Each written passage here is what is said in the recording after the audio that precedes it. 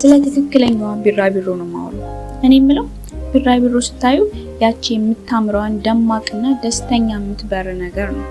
ግን ምን ያህል ውጣ ውረድና ህመም አሳልፋ እንደሱ እንደሆነች ታውቃላችሁ? እሺ አንዴ ራሳችንን ቢራቢሮ አድርገን እናስበውና እንኖር እስቲ። መጀመሪያ አባ ጨጓሪ ነን። ሰው የሌለበት ቦታ ብንወለድ እንደ እድለኞች እንቆጠራለን። ምክንያቱም ሰው የተባለ ሁሉ አይወደንም። በቃ ሲያይን ይረግጠናል ወይ አሽቀንጥሮ ይጥረናል። በእነሱ እይታ በጣም አጸያፊ ነው። ግን ይሁን እኛም ቀን ይመጣል። በአባ ጨጓሪ ዘመናችን አንድ ያለን ስራ ቢኖር ያለማቋረጥ መብላት ነው።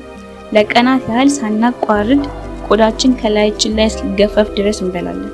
እንደሱ አይነት ሰዎች አውቃለሁ በነገራችን ላይ። ከዛ ግን የህይወት ትርጉም ይጠፋናል። እንደዚህ የተረገጥኩማ አልቀጥልም፣ በህይወቴ ውስጥ አንዳንድ ለውጦች ያስፈልጋሉ በማለት ውሳኔ ላይ እንደርሳለን እና በቃ በጣም ከበላም በኋላ እየቀለጥን እንመጣለን። ይሄ ሰዎች አረቀ ልጅ የቀረው ወይ ውሃን የሆንኩት እንደሚሉት አይደለም። የምር ሊትራሊ እንደ ቂቤ ቀልጠን ወደ አረንጓዴ ሾርባነት እንቀየራለን። ህልምና ራዕይ ያለው ሾርባ።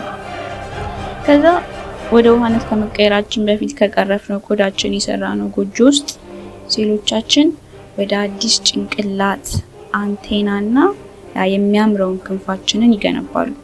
ቀላል ሂደት እንዳይመስላችሁ፣ በጣም የሚያምና በጣም አስቸጋሪ ፕሮሰስ ነው። ከዛ ያ ሁሉ በራችንን ዘግተን የለፋንበትን አዲሱን ሰውነታችንን ለማሳየትና ፍሌክስ ለማድረግ ከቤታችን እንወጣለን።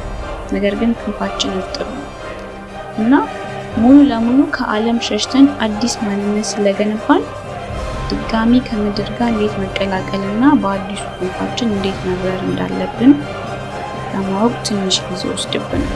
ግን ቢሆንም ዋናውና ትልቁ ስራ አልቋል። ያን ሁሉ ነገር አሳልፈን ያስጨንቃል። ትንሽ ክንፋችን ሲደርቅ ወድቀን እንነሳና በጥቂት ጊዜ ውስጥ መብረር እንጀምራለን። አባ ጨጓሪ ሆነን አይቶ የተጠየፈን ሰው ሁሉ ቢራቢሮ ሆነን ሲያየን በውበታችን ተማርኮ ሊይዘን ሲሯሯጥ ማየት ራሱ ለኛ ትልቅ ስሜት ነው። አሁን ወደ ሰውነታችን እንመለስና ቆም ብለን እናስብ። ህይወታችን ምስቅልቅሉ የወጣና ምንም ነገር እየተሳካልን ሳይሆን እየተበላሸ እየሄደ እንደሆነ ከተሰማ ለቢራቢሮነት ግማሽ መንገድ ላይ እንደሆነ እንወቅ። ራሳችንን መቀየር አለብን ብለን ካሰብን መንገዱ ምንም ደካማና አሰልቺ ቢሆንም አሁን ላይ አባ ጨጓሪ ሆኖ ከመቀመጥ አይበስም። ለውጥም ሆነ አሁን ባለንበት ችግር ውስጥ መቀጠል ሁለቱም የሚያምና አስቸጋሪ ፕሮሰስ ነው። ነገር ግን ከታመምን አይቀር ህመማችንን እንምረጥ።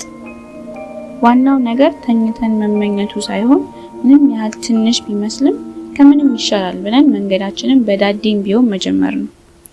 እና ሌላ ጊዜ ቢራቢሮ ስታዩ ዝም ብላችሁ አትለፏት።